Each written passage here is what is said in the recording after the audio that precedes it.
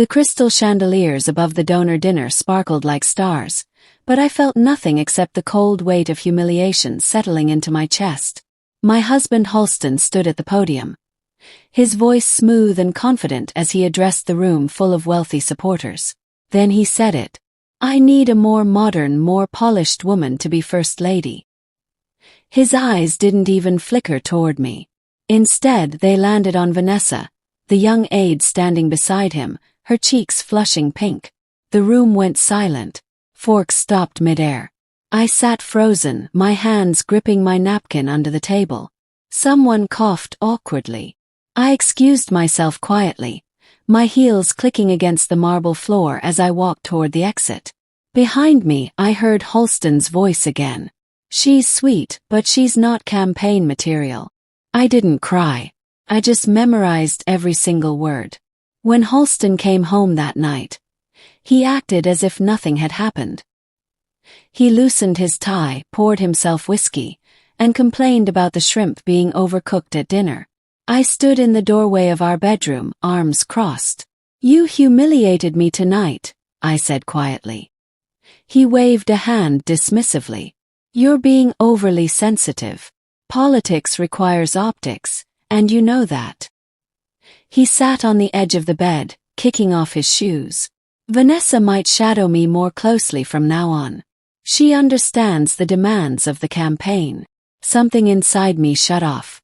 Not with a bang but with a quiet click. I nodded slowly. "Thank you for being honest." He smiled, thinking he'd won. But he had just lost everything. I attended Halston's next rally, but I didn't sit in my usual front row seat. Instead, I stood at the very back of the crowded gymnasium, hidden among volunteers and supporters. I watched everything. I studied how he talked to donors, how he exaggerated job creation numbers, how he dismissed questions he didn't like. And I watched Vanessa. She stood at his right side, pouring his water, rehearsing lines with him, mimicking the role I used to play. Every gesture felt like a knife, but I didn't let the pain consume me. Instead, I turned it into something sharper. Data, strategy, power. I took notes on my phone. I documented his weaknesses. My humiliation was becoming something far more dangerous than tears. After the rally ended, I sat alone on a bench outside the gymnasium, staring at the parking lot. An older woman approached me, her silver hair tied back neatly. She wore a campaign button, but not Halston's. "Are you doing all right?" she asked gently. I didn't answer at first. She sat down beside me. "You deserve better than what he did on stage tonight." Her empathy hit me harder than Halston's insults ever could. Tears stung my eyes, but I blinked them away. "I'm Patricia," she said. "I work with Evelyn Ross's campaign." I knew the name. Evelyn Ross was Halston's rival, running on the opposing party ticket. Patricia handed me a card. "If you ever want to talk or just need a place where people listen, call me." I slipped the card into my pocket, feeling something shift inside me. A week later, I stood outside a small community center where Evelyn Ross's campaign was hosting a neighborhood meeting. I told myself I was just observing, just curious. But the truth was, I needed to see what the other side looked like. Inside, the room was warm and crowded. Evelyn Ross stood at the front, greeting people by name, shaking hands, asking about their families. When she reached me, she didn't look past me like I was invisible. She looked directly into my eyes. "I'm so glad you're here," she said. "What brings you tonight?" I stumbled over my words, but she waited patiently. We talked for 10 minutes, and in that time, I felt something I hadn't felt in years. When she said, "You'd be a valuable asset to this campaign," I believed her. I started volunteering quietly. At first, it was just phone calls, collecting feedback from voters, organizing notes from neighborhood canvassing. My organizational skills stood out immediately. Patricia noticed. Evelyn noticed. They thanked me personally, and their gratitude felt genuine. Meanwhile, Halston assumed I was home cooking dinner or running errands. He never asked where I spent my afternoons. His arrogance became my camouflage. I moved through two worlds now. In the mornings, I was the polite, quiet wife. In the afternoons, I was something else entirely. Someone who mattered. Someone who had power. And Halston had no idea what was coming. Halston's campaign manager called an emergency meeting. I overheard him on the phone. His voice tight with frustration. "We're seeing unusual voter hesitations in key districts," he said. "Something's not connecting." Halston blamed the media. He blamed lazy volunteers. He blamed everyone except himself. I sat at the kitchen table, sipping tea, saying nothing. But I already knew what the voters were saying. I had collected their feedback notes myself. I knew their concerns, their doubts, their frustrations with Halston's empty promises. And I said nothing. I let his confidence dig his own hole deeper and deeper. It was almost poetic. Don't forget to subscribe to this channel. Click the notification bell to be updated with another story that would keep you on the edge of your seat. Thanks so much for watching.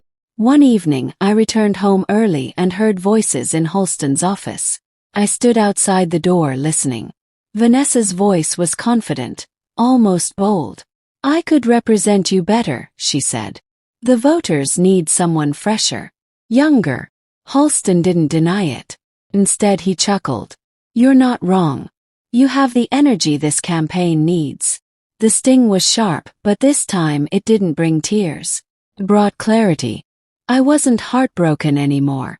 I was calculating. Every insult, every dismissal, every moment of disrespect became fuel. Not for sadness, but for strategy. I walked away from the door quietly, already planning my next move. My life split into two distinct halves. Mornings were spent playing the role of the dutiful wife, attending Halston's events when required, smiling politely for photos. Afternoons and evenings belonged to Evelyn's campaign. I provided insights, nothing illegal, just observations of Halston's public behavior. His messaging mistakes, his weaknesses. Evelyn's team used the information carefully, anticipating his moves, countering his arguments before he could make them. For the first time in years, I felt powerful. I felt like I mattered. And the best part, Halston had no idea. Evelyn invited me to her campaign office for a private conversation. She offered me a formal staff position, leading voter outreach in suburban districts. I hesitated. "Won't this look vindictive?" I asked. She leaned forward, her expression serious. "This isn't revenge. It's contribution. You're good at this work, and we need you." I thought about Halston's words at the donor dinner. Not campaign material. I thought about Vanessa standing at his side. I thought about how small he had made me feel. Then I looked at Evelyn, who saw me as capable, not disposable. I accepted the position. It was the first time I chose myself over my marriage. Halston's poll numbers began to slip. At first it was just a few points, but the trend was undeniable. He grew paranoid, snapping at staff members, second-guessing every decision. "Voters are fools," he muttered one night, pacing the living room.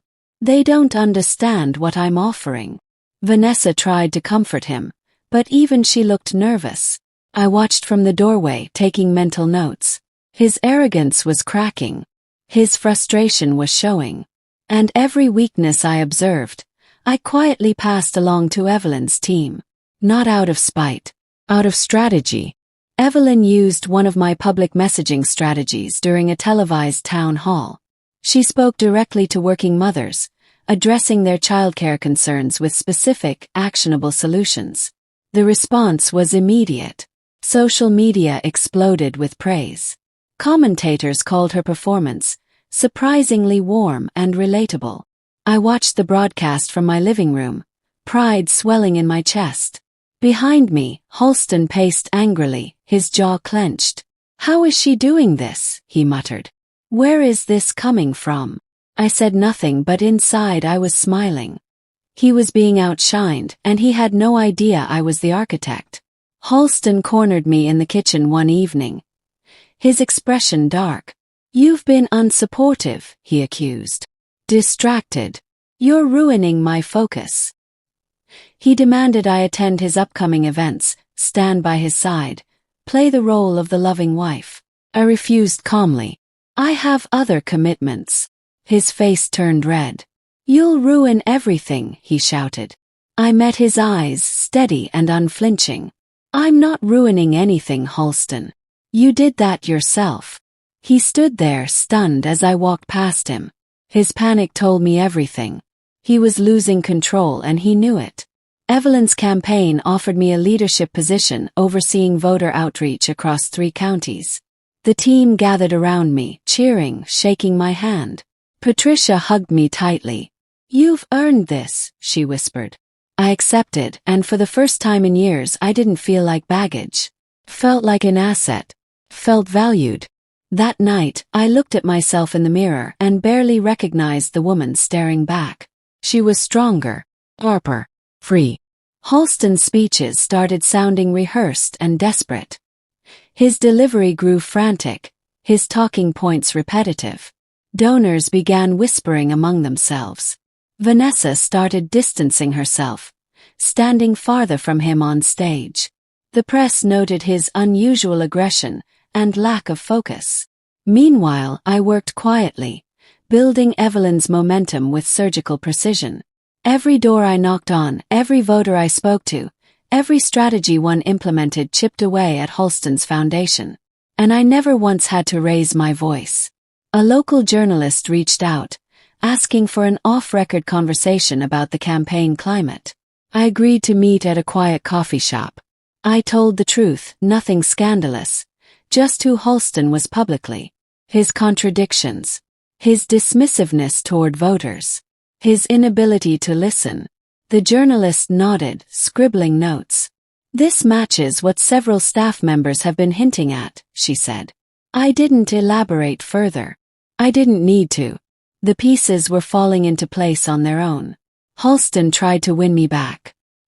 He brought home flowers, apologized vaguely, blamed everything on campaign stress. I've been under so much pressure, he said. I didn't mean those things. But his apology felt calculated, not genuine. I saw the strategy in his eyes, the same cold calculation he used with voters. He wasn't sorry for hurting me. He was sorry for losing control. I thanked him for the flowers and threw them away the next morning. Photo leaked online. It showed Halston standing too close to Vanessa at a private fundraiser, his hand resting on her lower back. The image went viral within hours. Halston's campaign scrambled, issuing statements, blaming opportunistic opponents. He accused his own staff of sabotage, shouting at them during a tense meeting.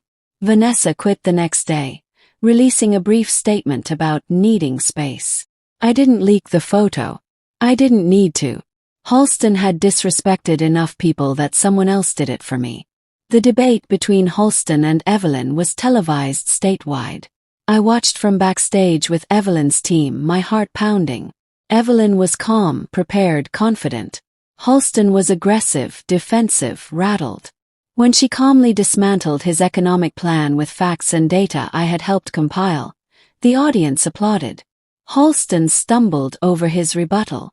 Backstage afterward, he melted down, snapping at everyone. Vanessa was gone. His staff looked exhausted. He stood alone, and I didn't intervene. By the time my husband notices his numbers dropping, it's too late. The rival party has taken me in, empowered me, and watched me rise. 2 days before the election, Halston called me, his voice shaking. I need you, he said. Please come back. The voters want to see a stable marriage. I paused, letting the silence stretch. You should have thought of that sooner, I said quietly. He broke down, whispering apologies, begging. For the first time in years he said the words, I need you. But it was too late. I had already chosen a different path. On election eve, Evelyn asked me to stand backstage with her core team. No matter what happens tomorrow, she said, her hand on my shoulder. You've been transformative. Her sincerity made my eyes water. That night, Halston sent a final text. Please show up tomorrow. For my image. I blocked his number without responding. The results came in just after midnight.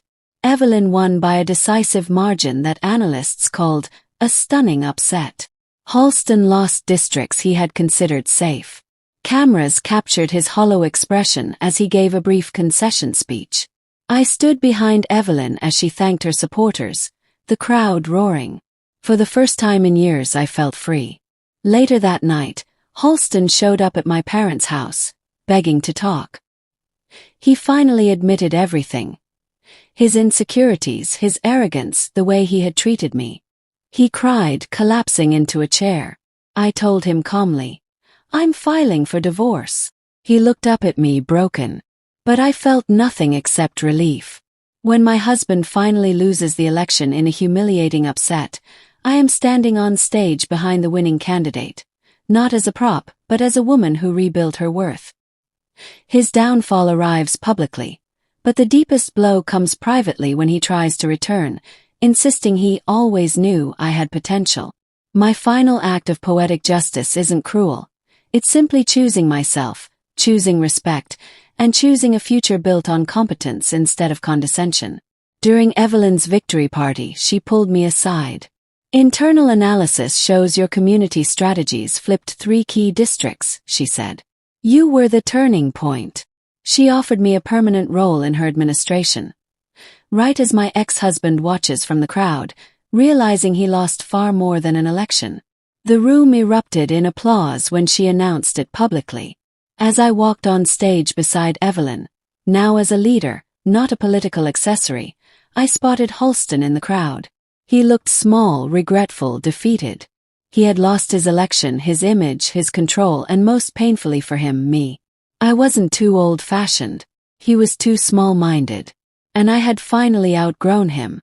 Sometimes the family you choose is better than the family you're born into. And sometimes, being alone is the first step to finding where you really belong. Sometimes, family can hurt you more than strangers. Sometimes the only way to heal is to walk away. Being related doesn't excuse betrayal. Stop sacrificing yourself for people who wouldn't do the same. Boundaries are the strongest form of self-love. I realized something profound now.